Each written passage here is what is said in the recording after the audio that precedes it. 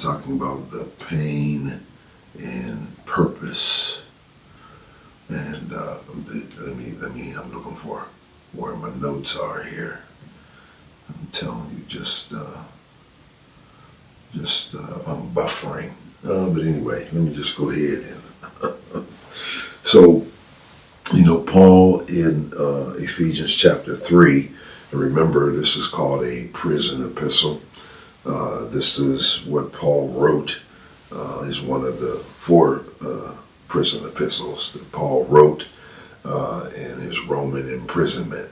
And so he says in chapter 3, verse 1, "For this cause I, Paul, the prisoner of Jesus Christ for you Gentiles, if you have heard the dispensation of the grace of God, which is given me to you word, how that by revelation he made known unto me the mystery, as I wrote afore in a few words." So here, I'm trying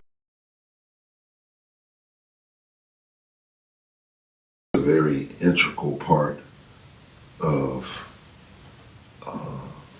what God is doing in our lives. You may have heard of what happened.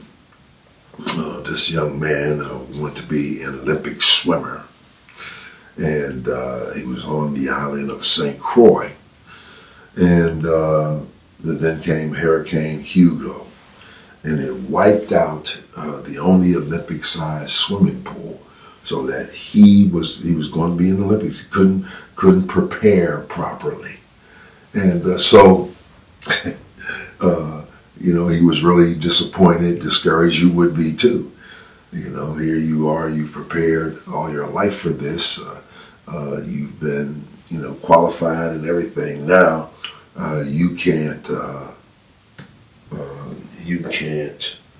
don't know why I went offline. Why did I go offline? An error. So anyway,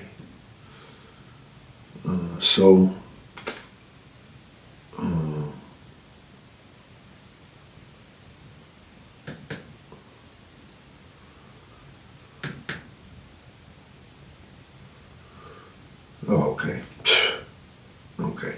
So Tim lived on the island of St. Croix. He was preparing for the upcoming Olympics. He was a swimmer. No, he was a very good swimmer. Then Hurricane Hugo hit the island in 1989 and destroyed the only Olympic pool. So he couldn't swim in the ocean because of the sharks, so Tim was devastated. But someone told Tim, God put some stuff in you. Use this tragedy as occasion to expand and grow. And they said, you're tall, why don't you just play basketball? And the rest is history. Tim ranked as one of the 10 best college players in basketball history. First overall draft pick in 1997-98 basketball season. Tim became the NBA Rookie of the Year, 113 votes out of 116, and the only rookie to play in the 97-98 All-Star game. 4-time NBA champion, 2-time NBA MVP, 3-time NBA Finals MVP. Only 3 other people had ever done it. Magic Johnson, Michael Jordan, and Shaquille O'Neal. And Tim was selected to play in 10 All-Star games. And because of Tim, his team, 11 times all-defense team. So you know who I'm talking about. Timothy Theodore Duncan, also known as Tim Duncan, power forward center for the San Antonio Spurs. But here's my point. It all started with Hurricane Hugo. Hugo brought the pain that became the platform to push Tim to his purpose. See, what happened to him was divinely designed to bring something out of him that never would have come out of him had he not gone through the pain that he went through. God used Hurricane Hugo to help Tim Duncan do three things. Discover, develop, and deploy what God had put in him. Let me just remind us, God will allow us present pain to accomplish his prophetic purpose.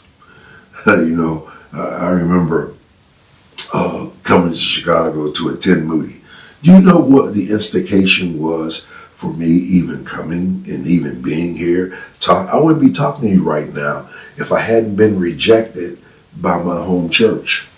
You see, my pastor, Charles Francis Tane, went home to be with the Lord. And, he was the chaplain for the Pittsburgh Steelers. And he had told God when he died, he wanted to die on the basketball court. And guess what? He's playing basketball with the Steelers. It was off season. Homegoing service, that's what, everybody talked about. That pastor wanted to die on the basketball court, and that's what happened. And so, I was a deacon then, and but I was preaching. I was preaching the Word of God, and Daddy Walt, who's with the Lord now, said, "Hey, Bo is a preacher, teacher, evangelist. Why don't we do this? Why don't we bring him on as our pastor and then let him attend Messiah College at the same time?" In other words, we get him as pastor in OJT, and the deacon said, "No. Bo does not have a formal education, and we don't want him." Man, that hurt. I was hurt. And when I got here, so I applied, and I got accepted at 3 Bible colleges. And I chose Moody for a very spiritual reason, because they were tuition free, and I had a family of 5. But it was like, that's what, because I say, I don't need to be trained, but once they did that, listen, pain will bring something out of you, or get something out of you. Yeah, see, there's pain in your purpose, and that pain is not always a bad thing. Bitter things sometimes lead to better things. God allows it, then he turns it around and makes it work for you when you thought it was working against you. Hey, can I say it this way? God will allow you to have a crucifixion so he can do a resurrection. Now that's Paul's position in this text. Paul's in prison, and like most people in jail, he really didn't do anything.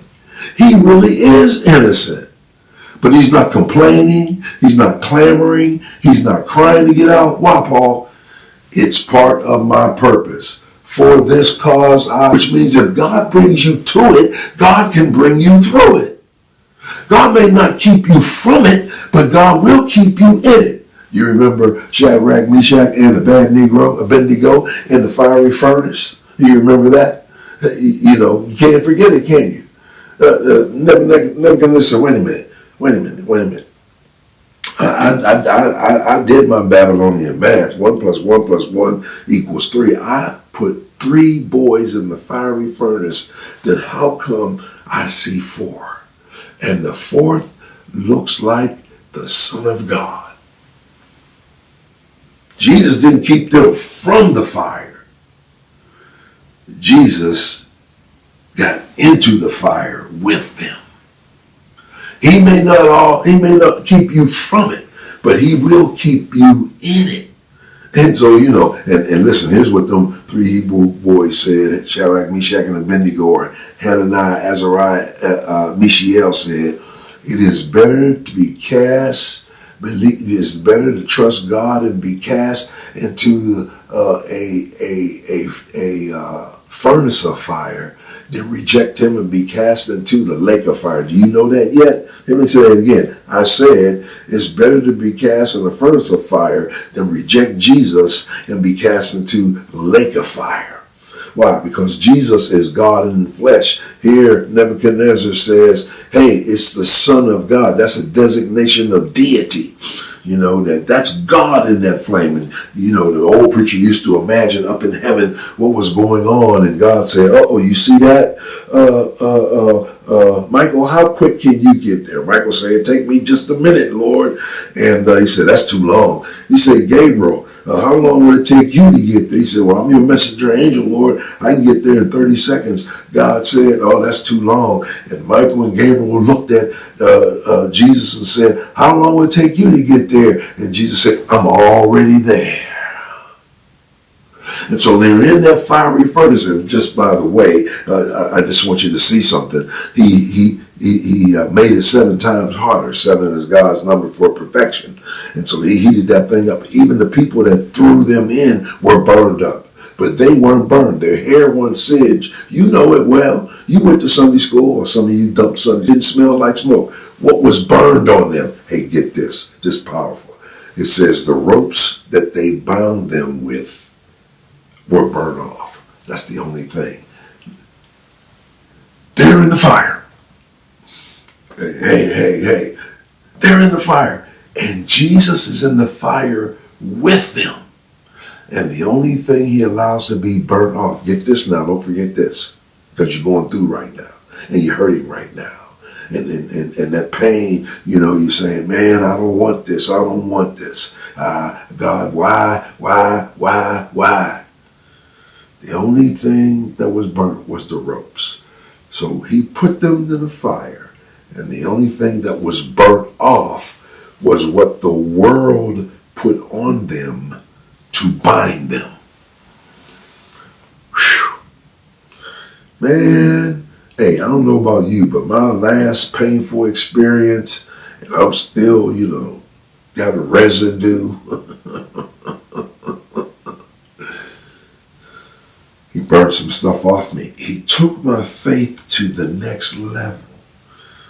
He said, Ford, I got to teach you a new level of faith. Because you're always saying faith is believing it is so, even when it's not so, until it becomes so, because I said so. Okay, let's see. You put that into practice. Listen, here's what I want you to say. Come on. I want you to say it. My pain is connected to my purpose. My purpose is Christ. He's going to get glory out of my pain as I fulfill my purpose. Did you say that? I hope you said that. I hope you said that. See, if it's not connected to Jesus, you may have a purpose, but you didn't get it from God. See, if it's not connected to Jesus, you may be in pain, but it's not pain based on your God-given purpose. See, you got pain at the job, but no, it's not purpose. You lazy. You take too many unauthorized breaks, and you stay on lunch longer than the job allows, and you're using company time to surf the web and catch up on your Facebook posts. Your pain in your relationship ain't tied to God's purpose. You sleeping in the bed you're not supposed to be in with a person you're not supposed to be with. Your pain at church is not purpose. It's just ignorant, and you're toxic, and you can't get along with anybody. You're not bearing a cross. You're just reaping a harvest. I'm just trying to say, everybody that's in pain, he says this, a specific purpose. Now, I'll explain this later in the teaching. Suffice it to say, you need to know what this is in order for that to make sense. Let me say it again. You need to know what this is in order for that to make sense. Does that make sense? When I understand my God-given purpose, I know it fits into my purpose. This speaks of purpose. That speaks of pain. That problem, that predicament, that precarious situation, that perplexing pandemic, Paul here is ahead of the game. Why? He has such commitment to his purpose that he can see not only that the pain fits, he knows why the pain fits. Did you hear me? I said, Paul, pain fits. He also knows why the pain fits. For you Gentiles. Now, get this. Watch this. And I'm just trying to help you. When you have commitment to the purpose, you not only see that the pain fits, you also know why the pain fits what helps you to understand how the pain fits. See, if you know that, you man, you're that's the whole game. For this cause, it's a significant purpose. It had to pass through God in order to get to you, which means if God doesn't take you out, I just said that, didn't I? Yeah. So what Paul is saying is, listen. What I'm going through will make a difference in this life for the afterlife. The pain I'm going through is temporary, but it has eternal consequence. It's about more than just a new house or a new car. What's going on here? Because Paul is in prison, the gospel is being spread throughout the entire Roman Empire. Jesus is being lifted up and exalted. Souls are being saved. Lives are being transformed. Paul, it's a self-assured purpose. Why not just say, Paul? No, it's emphatic and it shows Paul's mindset. I'm totally convinced. So my question is not, why did you allow this to happen to me? My question is, what do you want to accomplish? My question is not why this pain, but how did this pain fit into your purpose for my life? Since I'm consecrated to this cause, I know my pain is a platform to my purpose. No pain, no purpose. Oh, and by the way, for this what is worth department, Jesus will even use the pain from our sin as the platform to push us to our purpose. Judges 14. Samson is a great example, isn't he? Because what happened? Samson,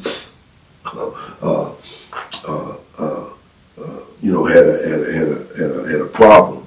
He was a whoremonger, and so what happened? We don't miss this verse.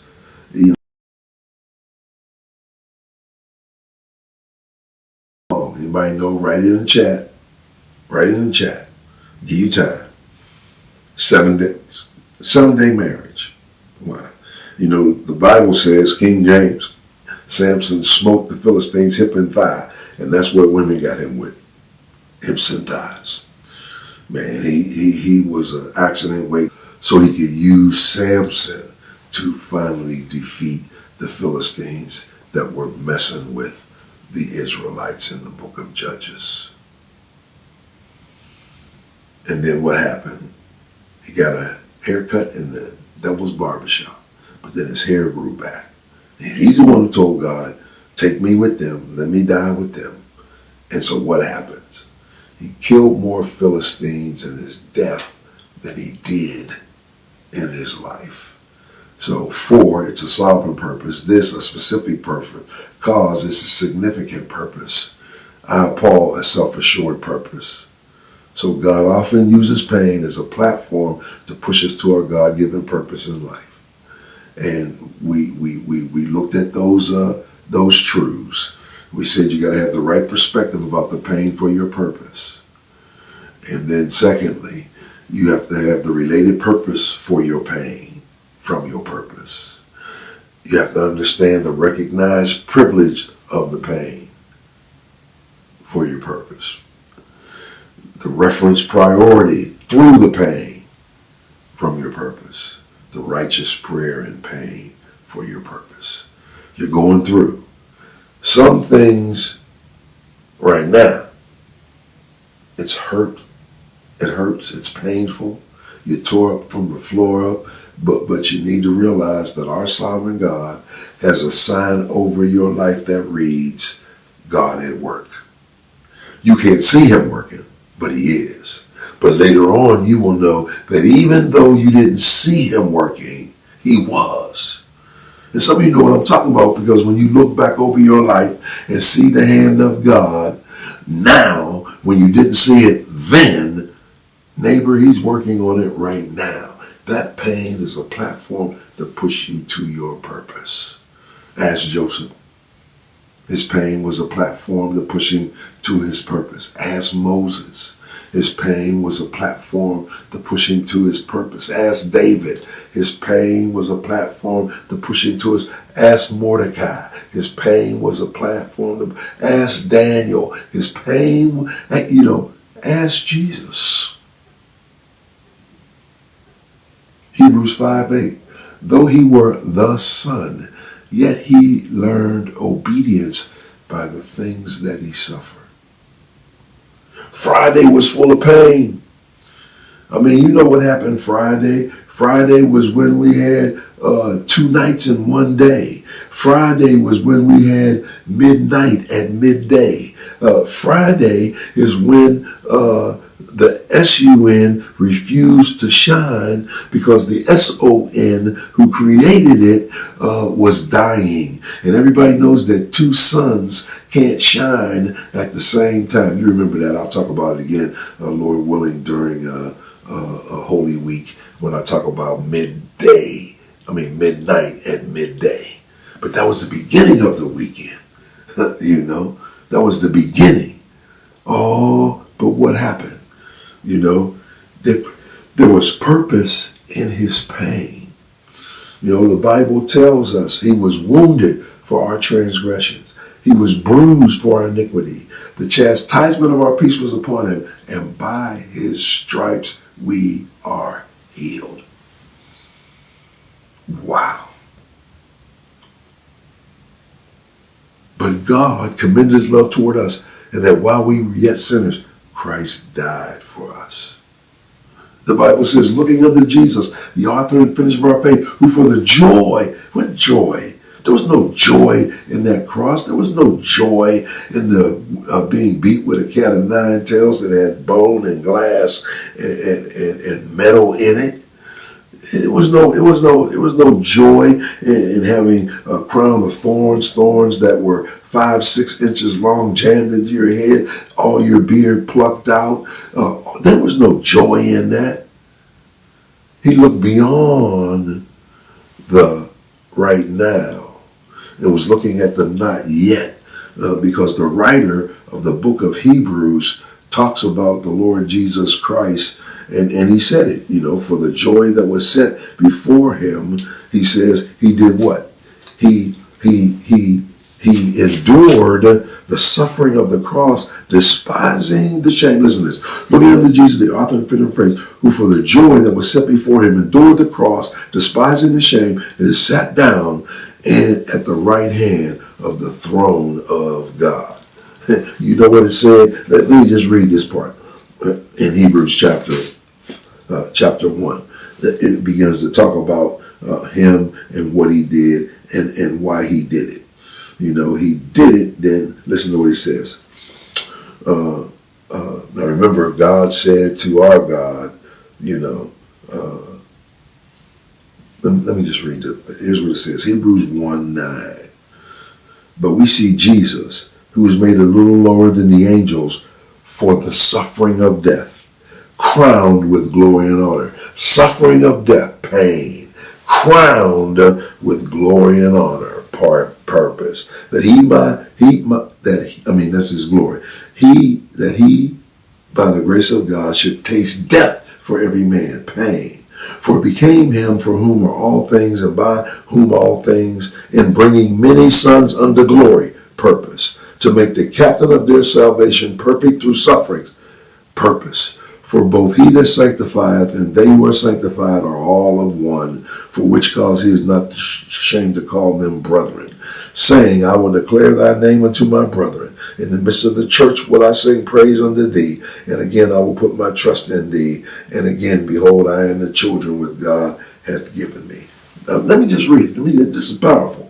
For as much then as the children are partakers of flesh and blood, he also himself likewise took part of the same, that through death he might destroy him that had the power of death, that is the devil, and deliver them who through fear of death were all their lifetime subject to bondage. For verily he took not on him the nature of angels, but he took on him the seed of Abraham. Wherefore in all things it behooved him to be made like unto his brethren, that he might be a merciful and faithful high priest in things pertaining to God, to make reconciliation for the sins of the people. For in he himself have suffered being tempted, he is able to succor them that are tempted. Whew. Pain and purpose. Here's how I end it. Here's what I want you to say. Repeat after me. The trouble I'm going through is for the future I'm going to. The trouble I'm going through is for the future I'm going to.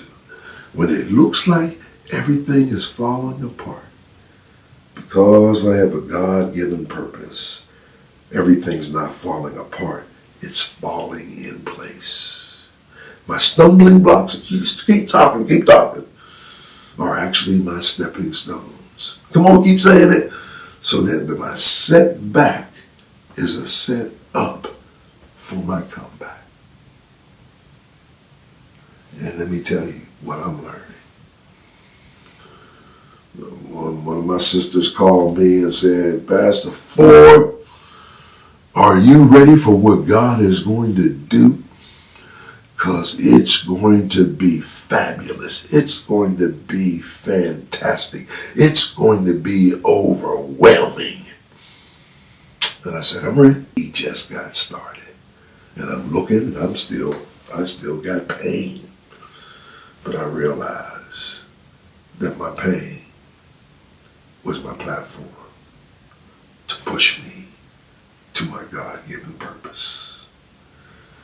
What about you?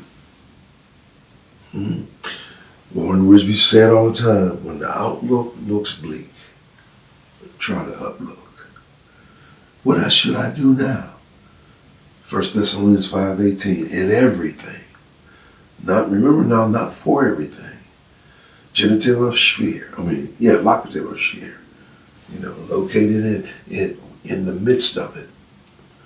Lift your eyes toward heaven, lift your hands, his praise shall continually be in my mouth. My soul shall make her boast of the Lord. The righteous shall hear of and be glad. Oh, magnify the Lord with me, and let us exalt his name together. Why? Because every good and perfect gift comes from above, from the Father of lights, in whom is no variableness, no shadow of turning. Good and perfect. Why do you have to have good and perfect? See, good because we like those kind of blessings. Perfect because the word literally means this. It may not be good to you, but it's going to be good for you. Perfect means teleos. It means fulfilling that for which it was created. So some things that we're going through that are painful have been created with a purpose in mind. That's why it's perfect. That pain is perfect. Why? Because it's going to push you as a platform to your God-given purpose. Well, look, I need you to like. I need you to subscribe. I need you to share, and all the rest of this stuff. I need you to do that. Hey, don't forget having a banquet celebration / fundraiser. It's a fundraiser banquet March 1st. Why don't you come on and join me? Go to James Ford. Download my app, James Ford Junior Ministry. I don't have the wherewithal to do all that, so had to get Eventbrite. Hey, and you can go to my website, jfjministries.org. You can register there. Hey, if you're in the Libertyville area, Gurnee, Waukegan, Zion, that area, I'm going to be at Connect Church, March 2nd, 9th, and 16th, Lord willing.